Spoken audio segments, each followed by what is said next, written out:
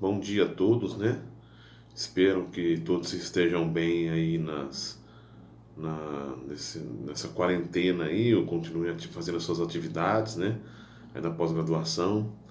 Então vamos dar continuidade a mais essa semana da aula de pós-graduação, né, de metodologia da pesquisa. Bom, é um momento que a gente está vendo, né, que a ciência, a importância da ciência, né? E que o homem precisa chegar, né, a alguns objetivos aí que a gente está vendo, né? Que nesse momento de pandemia, né, a gente está vendo que é bem complicado e que a única salvação que nós temos aí é a ciência e, e a busca, né, das soluções da ciência, né. Bom, então essa semana nós vamos começar a falar sobre os artigos científicos, tá? Então, eu pedi na semana passada para que vocês lessem um artigo científico, retrasada, né? E agora nós vamos destrinchar o artigo científico, falar das partes dele, a importância, né? Como submeter um artigo para uma revista e tudo mais, tá? E vamos falar um pouquinho primeiro para a gente entender a importância, né? Como é que você sabe se um artigo é importante ou não? Na verdade, todos os artigos são importantes, né? Eu sou muito a favor daquela questão que mesmo os artigos que estão em revistas mais simples, muitas vezes eles atinge um determinado público, né? Quando você publica em determinadas revistas, mas é uma revista nacional, um pouco menor de conceito, mas ela vai atingir um determinado público. Então, tudo que vocês estão publicando vai atingir um público de técnicos, né? Seja uma técnicos mais das regiões ou mais nacional, tá? E que vai ter uma certa importância para alguém, certo? Como que a gente sabe se ele vai ter essa importância ou não? Uma forma é os acessos, né, que normalmente as revistas têm, né? E isso é contado lá na plataforma CAPES, que conta para o programa e conta para várias coisas, né? E também a quantidade de citações. Então, quando alguém escreve um outro determinado artigo, aquele determinado artigo é citado. Tá? Que é a citação? A citação nada mais é do que a colocação de uma parte de um artigo, né, um entendimento que você tem de um determinado artigo, né, dando-se crédito aos autores daquele determinado artigo e àquele artigo em si, né, e aquela determinada revista também. Tá? Então, toda vez que você cita uma determinada revista, cita um determinado autor, essa revista vai ganhando pontos e vai ganhando créditos. Tá? Isso pelo que hoje a gente tem várias bases de acesso, né? Mas principalmente pelo DOI ou pelo WordSeed, tá? Que você vai verificando ali a questão de publicações, né? de citações, tá? E a revista vai ganhando pontos. Bom, então isso seria a citação, né? Que seria ali a transcrição de parte de um artigo ou um menor resumo de um outro artigo que se encaixa dentro do teu artigo, tá? Aí nós vamos falar um pouquinho, para começar, sobre o fator de impacto. Tá? Que é o fator de impacto de um determinado artigo? O fator de impacto, pessoal, nada mais é do que a quantidade de artigos que uma determinada revista publica pela quantidade de citações que são. Desculpa, é o contrário, né? A quantidade de citações que uma determinada revista tem pela quantidade de publicações. Então, por exemplo, se uma revista tem é, 50 citações, né, e 50 artigos no determinado período, o fator de impacto é 1. Tá? Um fator de impacto até razoável. Tá? Então, faz-se essa divisão. E aí você tem o fator de impacto. Tá? Tem revistas que o fator de impacto é tão baixo que praticamente é desconsiderado. Né? Então, nós vamos falar um pouquinho disso aí agora. Tá? Então, o que acontece? A gente tem a qualificação CAPES. Então, se vocês forem lá na plataforma Sucupira da CAPES, tá? Vocês vão ter o Qualis CAPES. O que é o Qualis CAPES? É uma qualificação do artigo da revista que vocês vão ter escolhido para fazer a publicação. Tá? Na pós-graduação, no PPGA, no mestrado em agronomia, exige-se que pelo menos você, após a defesa, ou após a defesa, não, desculpa, antes da defesa, né? para receber o título, para você poder fazer a sua defesa, você tem que submeter o artigo pelo menos para uma revista B3. O que isso significa? Isso são as qualificações da plataforma Sucupira, tá? Então nós temos 3 qualificações, são os artigos A, os artigos B e os artigos C. O que são os artigos A? O A nós temos o A1 e A2. Tem se realizado hoje subdivisões em A3 e A4, mas normalmente, né, pela CAPES ali é o A1 e A2. O que é um artigo A1? O artigo A1 é um artigo de uma revista internacional que atinge um grande público e atinge muitos países, atinge na verdade o mundo todo, tá? Então, por exemplo, né, tem artigos que inclusive, vamos dizer assim, até brincando um pouquinho, que sai até no Jornal Nacional, né? Porque eles são tão importantes, tem tanto destaque, né? Vocês nunca viram lá, às vezes o Bonner fala assim, que pesquisadores brasileiros publicaram na revista Nature, ou na revista Science, porque são revistas A1, tá?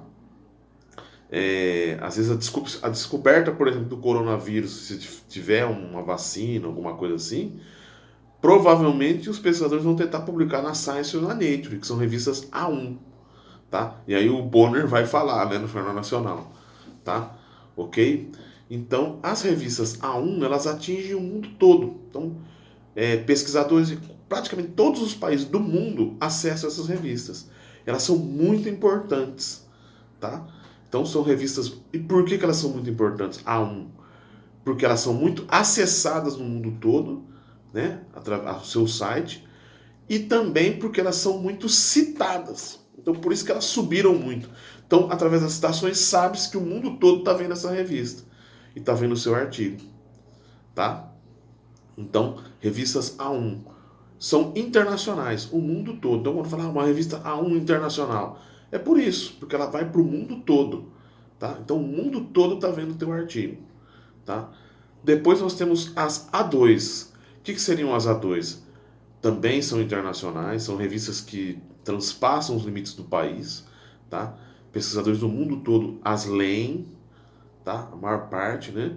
Só que elas têm um impacto um pouco menor do que as A1. Então, o acesso, a CAPES acaba selecionando ali e colocando como A2, tá? Essas revistas são muito importantes também, tá? Vários países vão estar vendo o teu artigo, só que são revistas que às vezes as descobertas são menores, tá? É como eu falei, se a descoberta do coronavírus sair na A1, na A2 talvez alguém esteja descobrindo aí um outro tipo de vacina para gripe comum, vamos brincar assim, né? Então é um pouco menor o tema, tá? Mas é um tema também que é visto mundialmente, tá? Então são as revistas A1. Então as A1 são internacionais. Depois nós temos as revistas B, tá? Então B1, B2, B3, que é o limite que a gente pede na pós-graduação, para vocês estarem fazendo a submissão do artigo para poder estar realizando a defesa. B4 e B5, tá? As B1 e B2 são consideradas nacionais, tá?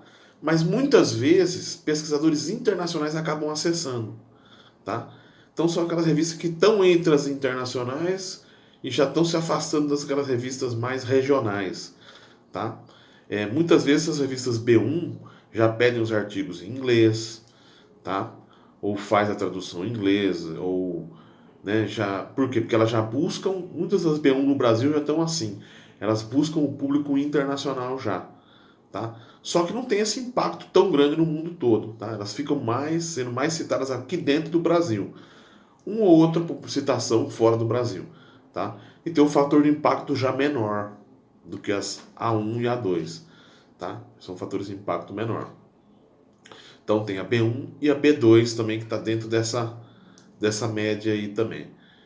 A B3 é um intermediário, tá? São aquelas revistas que têm interesse em chegar na internacional, mas ainda são nacionais. Publicam muito em português mesmo, tá? E acabam que ficam mais no Brasil mesmo, tá? Tem pouquíssimas citações fora, tá? Então são revistas bem nacionais mesmo, tá? Então é uma faixa mais intermediária. Há alguns anos atrás tinham poucas revistas B3, tá? Ultimamente ainda tem surgido mais a revista B3, mas a B3 é uma faixa de poucas revistas, porque aqueles que já melhoram já vão para B2, B1. aqueles que já caem conceito já ficam já de uma vez em B4 e B5, tá? É, essas revistas B3, como eu falei, mais em português, né? Por que, pessoal, essa questão do português? Nós temos que entender, pessoal, que o português ele é falado por 600 milhões de pessoas, são poucos países, tá? É a sexta língua do mundo, né? A gente tem que sempre tentar buscar publicar em inglês, por quê? Porque o inglês é a língua mundial, né? Então é a língua padrão, né, do mundo, tá? Então o inglês, pessoal, a gente acaba atingindo vários países e aí sim consegue um impacto maior, tá? Mas algumas revistas já não conseguem, por exemplo, essas B3, se elas exigirem muita coisa em inglês, ela perde também os cientistas que estão publicando ali. Ela já fica com pouca gente publicando ali. Por quê? Porque o inglês é aquela questão, você tem que mandar traduzir, né? Por mais que a gente tenha conhecimento em inglês, você tem que mandar fazer uma tradução, né? Tem que ter um tradutor internacional. Muitas dessas revistas, as revistas A1, por exemplo, muitas delas têm um tradutor da revista, tá? E eles cobram um valor até alto, né? Para fazer revisão da tradução. Então você tem que mandar traduzir, que às vezes é um custo aí de R$ 1.000, R$ 2.000. Depois ainda tem essa revisão desse autor que a revista cobra também. Então, às vezes, uma revista A1, o pesquisador tem que gastar quase R$ 6.000. Então, hoje, na situação que a gente está aí, né, dificuldade financeira das instituições, R$ 6.000 às vezes é o salário do pesquisador, né? Então, muitas vezes não dá para a pessoa estar fazendo esse tipo de publicação, tá? Então, às vezes acaba tem esse lado que é mais complicado, tá? E, então, a revista B3, que é bem nacional, tá? E depois nós entramos na categoria B4 e B5, tá? As B4 e B5 já não são aceitas pela pós-graduação, se vocês forem defender, né? E são revistas mais de caráter mais regional, tá? Nós no campus, então, nós temos a revista Nativa, que é B3, tá? Então ela já está com um status mais nacional, tá? Já tem pesquisadores do Brasil que já têm enviado artigos para lá, né? Já é uma revista que já está começando a exigir o inglês, publicação em inglês, né? Então tem tudo isso aí, tá? E no campus nós temos a revista CEA, que é B4, tá? Então já é uma revista mais regional. Quem tem citado essa revista? Normalmente é mais o pessoal aqui do norte do Mato Grosso mesmo, Mato Grosso em geral, tá? São pesquisas mais ligadas a Mato Grosso mesmo, tá? Então essas revistas B4 ficam com um cunho bem regional. Por exemplo, a CEA, aqui de Sinop, né? A gente tem, por exemplo, a revista de ciências agroambientais lá de Alta Floresta, já é B5 já, né? Então é mais regionalizada ainda, tá? Então, normalmente essas revistas o fator de impacto é muito baixo, ou quase zero, tá? São pouco citadas, às vezes mais acessadas, mas pouco citadas, tá? Mas tem a sua importância científica, tá? Muitos técnicos regionais aí conseguem utilizar, são revistas em português, são de fácil acesso, tá? Então são revistas que uma pessoa, mesmo que não seja cientista, de alto padrão, de altas revistas, mas consegue acessar e ter umas informações até interessantes, tá? Então não podem ser descartadas. Eu vejo assim como e muita gente às vezes, muitos pesquisadores às vezes preferem até publicar nessas revistas regionais por entender que seus trabalhos são de cunho regional, né? Eu às vezes eu tenho alguns artigos, eu gosto muito de mandar para a SEA, para a Nativa, por quê? Porque a gente sabe que a região vê esses artigos, né? Pesquisadores da região, tá? Então, eu acho que às vezes você mandar um artigo para uma revista internacional, quem vai estar vendo lá fora, às vezes o artigo está muito ligado à região, tá? Então eu vejo muito por esse lado também, tá? Bom, quais outros critérios, né? Então a gente tem a B4, B5, que são regionais, tá? Pode ter pesquisadores de outros estados, né? Por exemplo, a CEA mesmo, conversando ali com o editor da CEA, ele comentou que tem um pessoal de Botucatu que gosta de publicar nessa revista. Então, às vezes, fora do estado, às vezes alguns pesquisadores costumam publicar nessas revistas aí. Então, acaba sendo uma revista regional com algum aspecto nacional, tá? E a última categoria que a gente teria seria as revistas C, tá? A revista C são revistas que normalmente não têm corpo editorial, tá? Às vezes tem só um editor-chefe, alguma coisa assim. Entendeu? O que é o corpo editorial? O corpo editorial de uma revista é a revista que tem um editor-chefe, editores por área, tá? E consultores ad hoc por área. Então, por exemplo, a área de solos. Então, a revista, a Nativa mesmo, ela é assim, né? Ela tem um editor-chefe, né? Tem um editor das áreas. Então, a área de solos tem um editor e tem os consultores da área de solos. Tá? A revista C não tem nada disso. É só um editor, tá? Ele recebe ali, não tem quase que filtração nenhuma ali, né? Filtro nenhum para publicação, né? O cara olha, vê se está bom o artigo, tal, dá uma corrigida no português e publica. Então são revistas fáceis de serem publicadas, tá? Aí o que que acontece? A CAPES acaba pontuando menos essas revistas, tá? Então, se você como pesquisador você vai buscar uma bolsa de produtividade, pontuação do mestrado, por exemplo, da nossa pós-graduação, ganha menos pontos. Por quê? Porque são revistas mais fáceis de você fazer a publicação, tá? Do que uma revista A1, por exemplo, que você tem que passar por um crivo, né? Tem lá os editores de área, os consultores ad hoc, né? Passa por... Normalmente a revista você vai fazer como, né? Você vai entrar no site da revista, você faz lá o seu cadastro, envia seu artigo, passa por... vai direto para o editor-chefe. O editor-chefe manda para o editor da área. E o editor da área manda para 3 consultores ad hoc, né? Aí os consultores ad hoc vão fazer as correções e vão dar a opinião deles lá, a sugestão deles se vai aprovar o artigo, se vai aprovar o artigo com sugestões ou se vai reprovar o artigo, tá? Caso seja reprovado, você tem que tirar da revista, você pode tentar uma nova rodada, tá? Você pode melhorar o artigo e tentar submeter de novo à revista. Aí o editor vai mandar para outros consultores né, e verificar isso aí. Às vezes, 2 consultores aceitam um não. Aí fica a decisão para quem? Para o editor da área. Tá? Então, o editor de área, por exemplo, da área de solos. O editor da área de solos teve 2 consultores ad hoc que aceitaram, um rejeitou. Ele vai ler o artigo e vai ver e vai falar, não, o artigo tá bom, publica-se. Tá? Às vezes um aceita e 2 reprovam. Mesmo assim o editor vai lá, olha, publica ou não. Tá? Então a revista funciona mais ou menos assim. Ok? Então o editor dá o aval dele, se for aceita com restrições, né, ou com correções, o artigo volta. Normalmente é feito com correções, né? É muito difícil ter um artigo que vai direto. Só se o artigo estiver muito perfeito. Às vezes tem artigo que é pouca mudança, mas de uma vez publicar é difícil, principalmente em revistas boas, tá?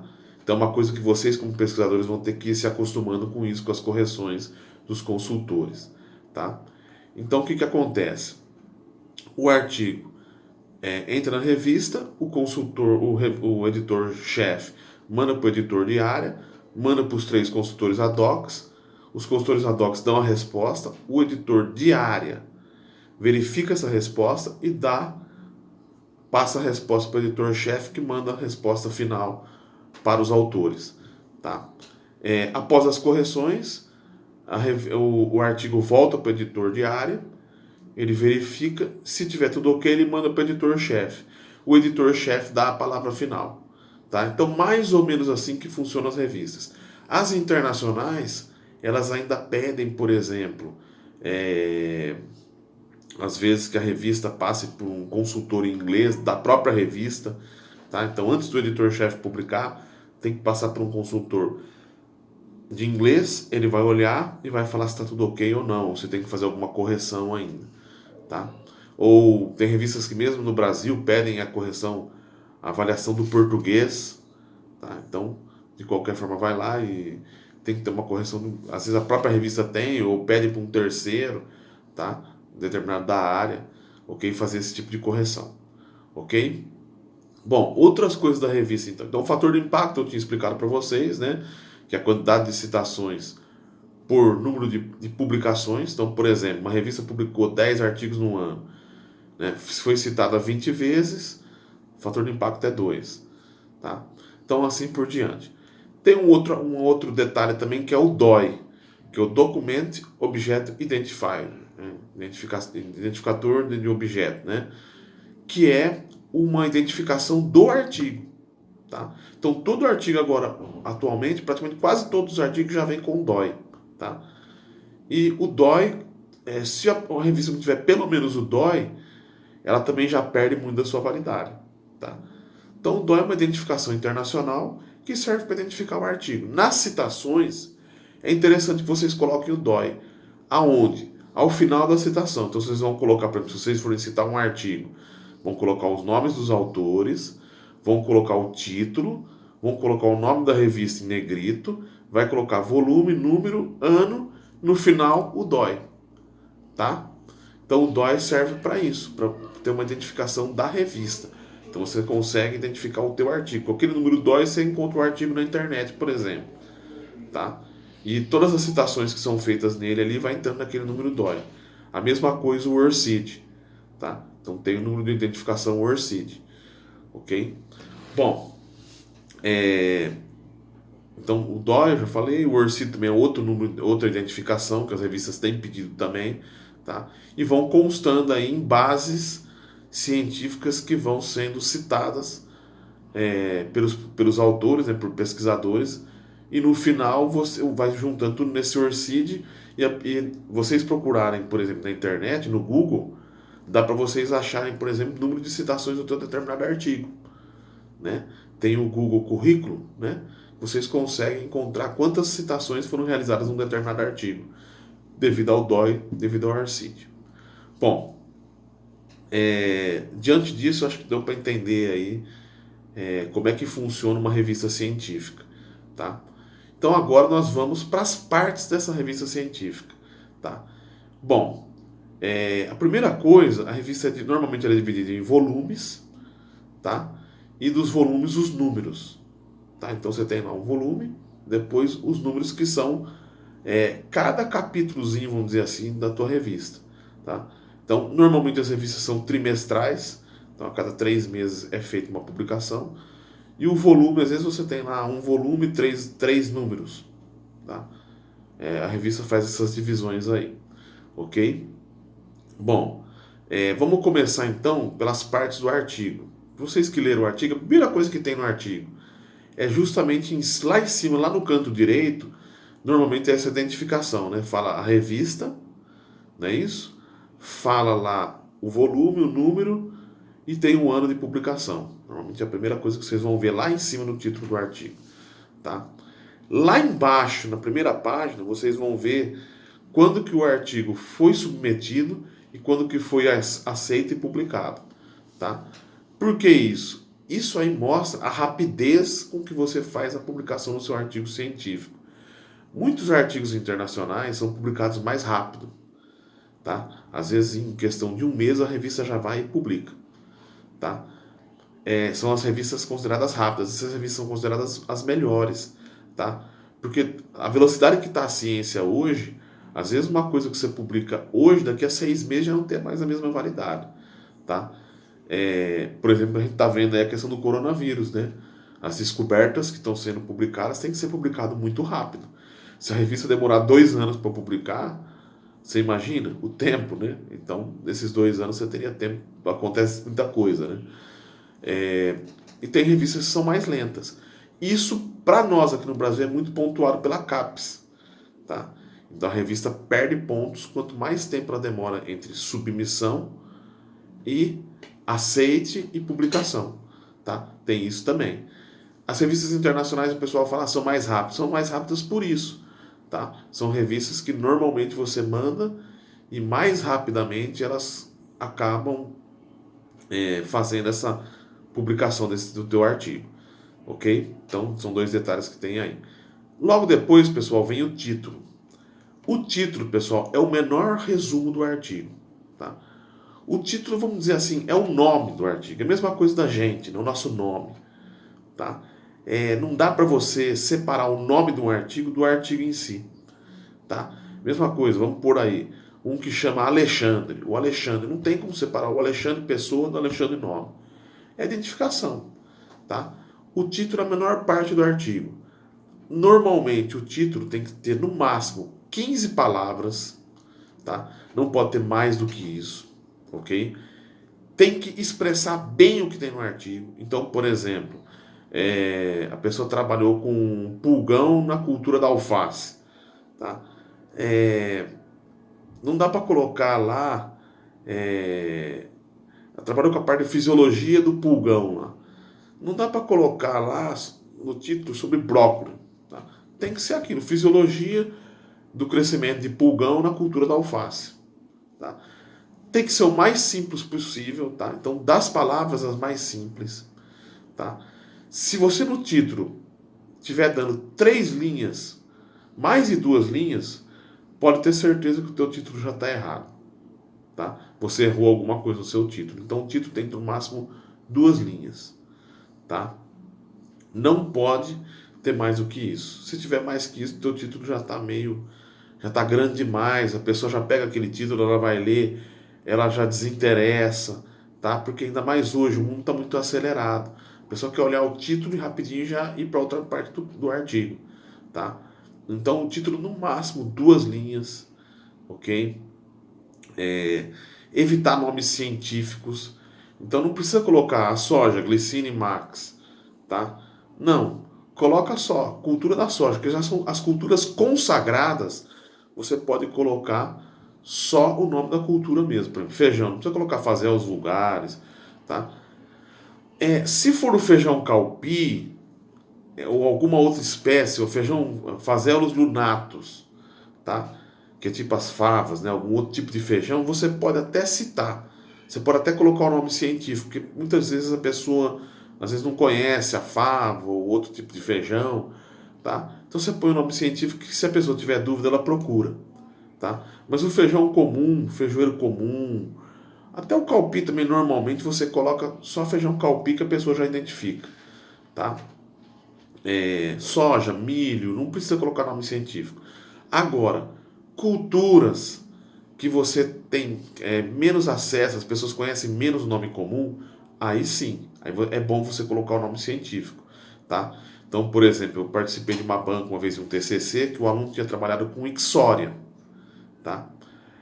Tinha um nome lá comum da planta de jardim, né? Aí o aluno até falou para mim, coloca um nome comum. Eu falei, não, deixa o Ixória, porque quando você colocou o Ixória, eu peguei aquele nome científico, olhei na internet e achei. Se for ver o nome comum, tem milhares de nome comum para plantas, né? Então aí já dificulta bastante, ok? Então, para culturas que são de menor expressão, hortaliças muitas vezes, tá? Que não são tão conhecidas assim o nome, tá? Você acaba utilizando sim o nome científico, é interessante colocar, tá? Agora, culturas consagradas, cana, feijão, soja, café, milho, eucalipto. Às vezes o eucalipto, algumas pessoas podem colocar lá o eucalipto, podem colocar se for o urograndes, alguma coisa assim, mas normalmente usa-se o nome comum, tá? Culturas mais desconhecidas, né? Principalmente a parte de horticultura, paisagismo, é interessante vocês utilizarem um nome é, científico, tá? Ajuda bastante a pessoa na hora da leitura, ok? O nome, o título do artigo também, pessoal, é, vocês devem fazer com que seja atrativo, tá? Então, buscar com que o leitor tenha interesse de ler o seu artigo. Então, por exemplo, não colocar palavras que fiquem muito grandes. A cultura do feijoeiro, potássio, fósforo, que é no norte do Mato Grosso. Às vezes evitar essa questão também, a regionalização, tá? Só se você achar que aquela informação é muito para Mato Grosso, é muito para o norte do Mato Grosso, tá voltada para o norte do Mato Grosso, aí você coloca lá, tá? Mas se você achar que aquela informação pode ser interessante em outras regiões, né? E se a pesquisa de vocês for de alto nível, provavelmente vai ser interessante para outras regiões, é interessante vocês tirarem essa parte, tá? Ok? Bom, então o que acontece? Pequena, no máximo 15 palavras, não pode passar de 2 linhas, tá? E ser atrativo. Tentar ser uma coisa que. E buscar a coisa que seja mais atual possível, tá? Então, a cura do coronavírus, nó, o cara vai ler, tá? Ou se você já no título mesmo já colocar assim, perspectiva de surgimento de vacina, o cara vai falar, opa, peraí, né? Então a mesma coisa para a área agrária, né? Controle da ferrugem da soja. A pessoa vai ter interesse de olhar, entendeu? Ou avaliação de fungicidas com alta eficiência na cultura da soja. Opa, vamos ver, tá? Ou se você colocar lá, avaliação de fungicidas com baixa eficiência no controle da ferrugem da soja. A pessoa já nem olha, tá? Ela já desinteressa daquilo. Então isso é muito importante, o título, tá? Depois do título, pessoal, o que que vem? Vem o nome dos pesquisadores, tá? Essa questão do nome é uma questão que gera, às vezes, muita briga no meio científico, tá? Muitas desavenças e às vezes pode ficar ruim para o pesquisador ou às vezes você tem uma relação boa com a sua equipe, pode desagradar a equipe, pode desagradar pesquisadores e tudo mais, tá? Normalmente, para vocês da pós-graduação, o trabalho do mestrado de vocês, cada um tem pesquisadores que pensam de forma diferente. Eu penso que o trabalho do mestrado de vocês, para vocês vão serem pesquisadores de alto nível, né? Vocês têm que ser o primeiro autor, tá? O orientador, segundo autor. Se tiver um co-orientador, terceiro autor, tá? E depois vem todos aqueles que colaboraram, às vezes aluno do PIBIC, alunos que vêm ajudando vocês, é o quarto, quinto, sexto autor, não esquecer de ninguém, tá?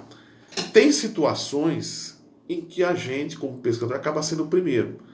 Como, por exemplo, às vezes eu tenho aluno aí de TCC, o aluno vem, defende, nem quer saber de mais nada, você fala para ele, às vezes está mal escrito, você tem que pegar todo o trabalho, refazer, depende da quantidade de trabalho que eu tenho que refazer, eu acabo sendo o primeiro autor, tá? Mesmo que ele tenha executado no campo e tal, mas a parte escrita às vezes é a pior, tá? Então a gente acaba orientando, participando no campo, às vezes um trabalho que você também participa no campo, e acaba tendo que pegar do zero quase e escrever, acaba que é uma questão de bom senso. O mérito acaba sendo nosso, tá? Mas o aluno de mestrado, que normalmente vocês já vão sair com um artigo pronto, né? Aí, normalmente vocês vão ser o primeiro autor, tá? É claro que um pesquisador ou outro, às vezes são coisas muito particulares entre vocês e os seus orientadores, né? Outros trabalhos que vocês forem fazendo, vocês vão ter os acordos, né, com os orientadores e vocês vão sair com o primeiro ou segundo autor de acordo com o bom senso de vocês aí, tá? Então vai vir o nome de vocês. Tem revistas que exigem no máximo 5 autores, tem revistas que deixam colocar mais autores, né, e acaba que você pode valorizar mais gente, tá? Depois vem as informações dos autores, tá? Então, instituição, é muito importante também não esquecer, né, a titulação da pessoa, né, o mestre, doutor, professor, doutor, pesquisador, tá? Especialista. É uma forma de você valorizar também esses títulos, que são importantes, né? Vocês estão vendo aí no dia a dia de vocês, tá? Então, tá sempre valorizando a titulação e normalmente as revistas pedem ali um e-mail de alguém para que corresponda, né, com dúvidas que tenham aí de autores, tá? E e-mail e às vezes um endereço, alguma coisa assim para alguém mandar uma carta, alguma coisa. Isso era mais antigo, tá? Hoje é mais o e-mail, acaba colocando ali a instituição e tal. Por que que é importante isso? Porque a questão da instituição, quanto mais artigos a instituição publica, e vem o nome da instituição ali, né? E quanto mais ela publicar, mais a instituição ganha nome, respeito, vamos dizer assim, né? E mais essa instituição ganha recursos do governo. Então, por exemplo, às vezes a gente vê universidades aí que são as melhores do Brasil, mas às vezes o recurso, o pessoal, mão de obra, né? Porque eles têm um quadro publicando muito maior, tá? Atingem revistas internacionais, então o governo acaba repassando mais recursos para essas instituições. A mesma coisa, por exemplo, dos programas, né? O programa, por exemplo, de Cuiabá atingiu a nota 5 lá agora, né? O que que significa isso? Né? O programa de lá tem conseguido, os pesquisadores têm conseguido publicar em revistas com maior qualis, tá? Tem saído mais publicações, tá? Então sai lá, o FMT Cuiabá, né? E eles conseguiram abrir o doutorado lá, eles têm lá o doutorado. Então isso aí foi ganhando corpo pro programa deles, tá? Acaba que vem mais recursos. Vamos dizer assim, enquanto lá vem 300 mil, alguma coisa assim, nós aqui recebemos em torno de 10 mil, tá? Ou nem isso. Então é muito importante essa questão da publicação e a instituição que está ali saindo na publicação. E a colocação dos orientadores também, que isso conta muito para a nossa pós-graduação. Tá? Se esse apoio continuar, extra mestrado, né, então o cara vai para uma outra instituição e continua publicando, puder colocar o orientador aqui, ajuda muito o nosso mestrado em publicação e ganhar pontos e subir essa nota, vamos dizer assim. Né? Atingir uma nota 4, atingir uma nota 5, ter um doutorado aqui, tudo depende da publicação, tá? Ou pelo menos 80% depende da publicação. Depois tem uma parte que depende da universidade, recurso, corpo docente e tal, mas basicamente é a publicação que tem feito aí a diferença entre os programas, tá? Bom, depois nós vamos para o resumo, tá? O resumo, como a própria palavra diz, né? É o resumo geral do artigo. Normalmente, pessoal, o resumo é a última parte que vocês vão escrever, tá? Então, o resumo, depois que vocês tiverem. A primeira parte, na verdade, é as conclusões que a gente chega, né? Quando você está fazendo o experimento, vai coletando os dados, vai rodando a análise, você vai chegando às conclusões, que é a última parte do artigo, mas é a primeira que a gente vai chegando, tá? O resumo é a última parte. Por quê? Porque o resumo, pessoal, você tem que ter conhecido muito bem o seu artigo para poder fazer o resumo, tá? A gente resume bem o que a gente conhece bem, tá? Então, o resumo, pessoal, vai ficar lá pro final para a parte escrita, tá? A escrita de vocês, mas ele vem logo após o nome dos pesquisadores. Então, seria aí a terceira parte do artigo, tá? O que tem que constar no resumo? Muitas vezes a pessoa coloca uma frase de impacto. Então, por exemplo, a pessoa está avaliando a ferrugem na cultura da soja. Então coloca lá uma frase de impacto. Não precisa, no resumo você não vai fazer nenhum tipo de citação, tá? Mas é uma frase que não vai ser mentira, tá? Mas que vai atrair, né? E que é uma frase de um conteúdo geral do que você tem visto ali, tá? Então você pode colocar assim: a ferrugem da soja pode reduzir em até 80% a produtividade da cultura da soja. Opa! Então, quem estiver lendo já vai e fala: opa, é uma doença importante. Não é isso? Então, deixa eu dar uma olhadinha aqui nesse artigo porque vai ser importante. Tá? Então, tem que ser uma frase de impacto e uma frase que atrai o pesquisador. Tá? Mas eu estudo uma doença que gera 0,2% de perda de produtividade. Talvez você não precisa colocar isso, mas você pode colocar que pode ter o potencial, né? Então tudo é uma questão ali de você saber buscar. Você pode colocar que, por exemplo, aqui essa doença num determinado local já gerou perdas muito significativas e tal, mas não é uma doença nacional ou de amplo espectro, tá? Né? Cosmopolita, vamos dizer assim, né? Mas você pode colocar lá, é uma doença, mas que tem um potencial de perdas muito grande e tal, então, tá? Ok? Então, uma frase de impacto, tá? Ou o nitrogênio é o nutriente mais importante para todas as culturas da face da Terra. Não? Imagina uma coisa, quer dizer, o cara vai ler ali no início do resumo, tá? E ele vai ter interesse de estar vendo o seu artigo, tá? Então, inicialmente começa com essa frase de impacto, depois você vai colocar o quê? O objetivo, tá? Então você coloca, diante disso, né, diante do que está sendo falado aí nessa primeira frase, o objetivo do meu trabalho foi, por exemplo, determinar a melhor dose de potássio em cobertura na cultura da soja. Tá? Então, o objetivo tem que ser simples e fácil. Tá? O objetivo também não precisa ser muito grande. O objetivo também, passou de 2 linhas, você já está errando o seu objetivo. Tá? Tem que ser direto. Das palavras as mais simples. E um objetivo que seja bem direto, né? Que a pessoa veja o objetivo, já entenda o que você está querendo ali. Tá? Depois do objetivo, o que você vai colocar? Vai colocar o teu delineamento.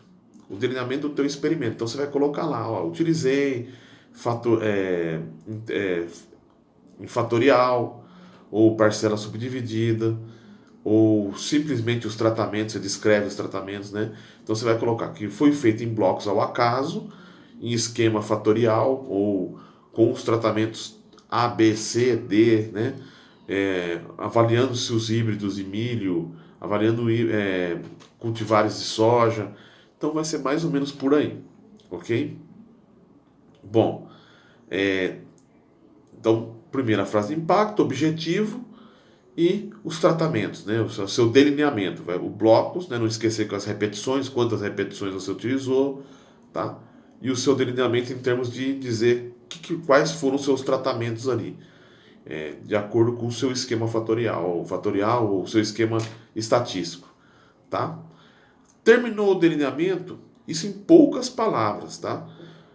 Vocês vão entrar nas variáveis que vocês avaliaram. Vocês podem citar as variáveis que foram avaliadas, tá?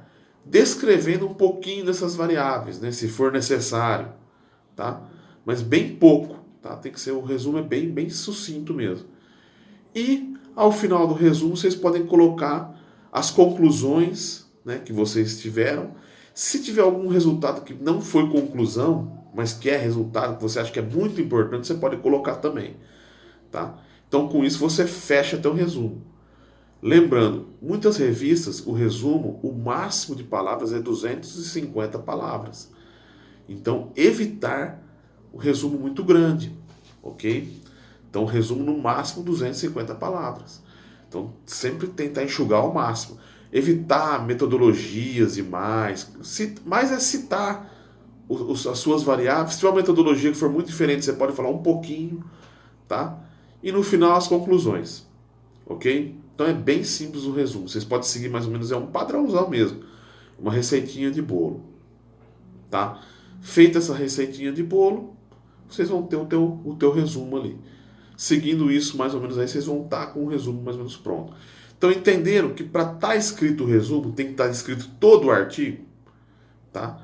Porque essa frase de impacto, vocês têm que conhecer muito da área de vocês, tá? O objetivo, esse já foi delineado até antes, mas às vezes na pesquisa pode se alterar o objetivo, né? Às vezes você descobre uma outra coisa, ciência é assim. Então você adiciona um objetivo a mais. As variáveis, né? Você vai colocar ali e as conclusões, ok? Bom, terminado o resumo, o que vem depois do resumo? Vem as palavras-chave, tá? Normalmente as revistas pedem de 3 a 5 palavras-chave. Antes de falar das palavras-chave, né? Para que serve o resumo? O resumo, pessoal, ajuda muito nessa vida acelerada que a gente tem hoje, né? Então, às vezes vocês vão estar lendo, buscando as citações aí para os artigos de vocês, para a dissertação de vocês, tá? E de repente vocês pegam um artigo e está falando ali, dose de potássio na cultura da soja.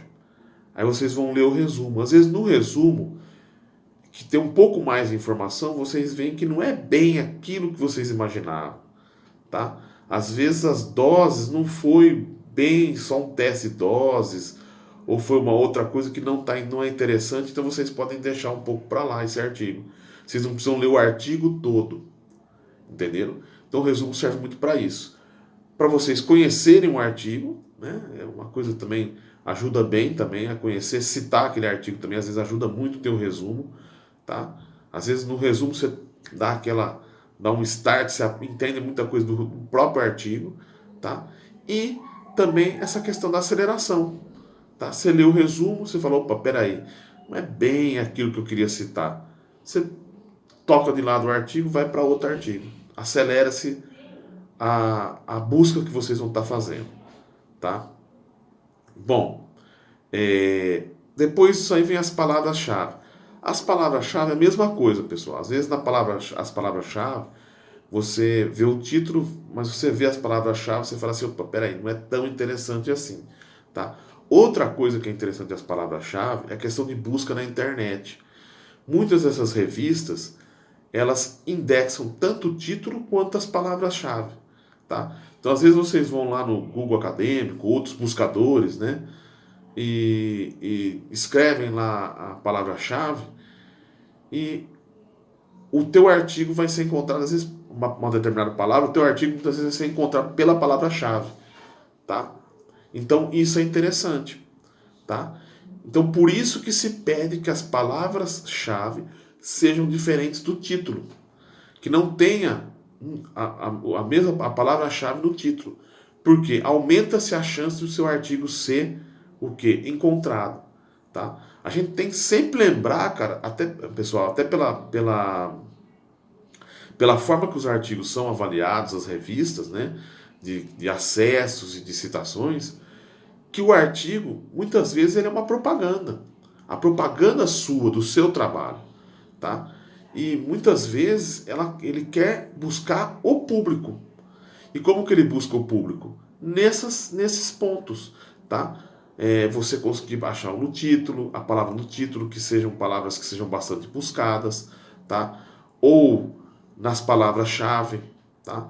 Palavra-chave diferente do título, senão você acaba perdendo isso, né? Então o teu artigo é pouco acessado. A gente publica o artigo para ser acessado mesmo, para ser lido, para ser discutido, para ser, né? Não para ficar guardado, tá? Então por isso que é importante a questão das palavras-chave.